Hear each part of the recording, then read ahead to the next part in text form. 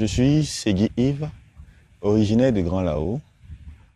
Awo yungo ado hande min ko Segui Yves mo iwdi Grand Lao jeeyaɗo e wuro Logpanda tawetengo worgo Côte d'Ivoire sera yafare lagin maayo Atlantique ko awo liƴƴi tan wuura e nde nokkure awgol e nder maayo walla awgol e nder yafare ɗo no woodi yimɓe taa kamɓe awi kam hino woodi kadi hoɓɓe iwɓe leydi CEDEAO goɗɗe gananaɓe wano Fanti wano Anwa woɓɓe kadi ko benenaɓe kono ɓe fuu ko andiraɓe fina tawa awo liƴƴi ɗo ko nokkure ɗo caangol bandama e jurde mum handere fotti e maayo ngon mandoɗen wonde Bon là, l'embouchure du fleuve Bandama à son site actuel.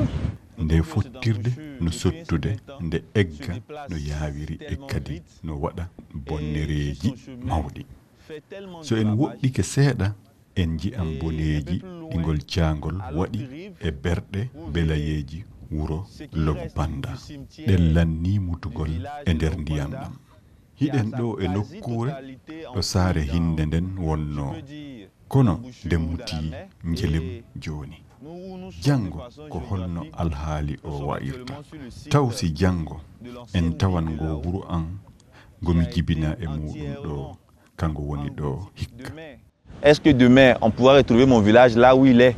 taw si jango Est-ce que demain mi je pourrais wawan montrer mon hollude village ɓiɓɓe à am mes en enfants?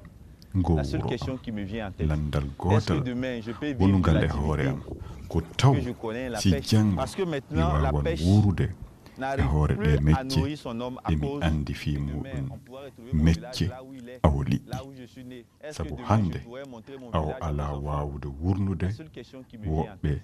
Est-ce que demain e je peux ɗen vivre de bange l'activité sabu ɗe que je caɗele ɗo connais, la fou pêche? Parce que maintenant la pêche n'arrive plus à nourrir son homme à cause de tous ces problèmes-là.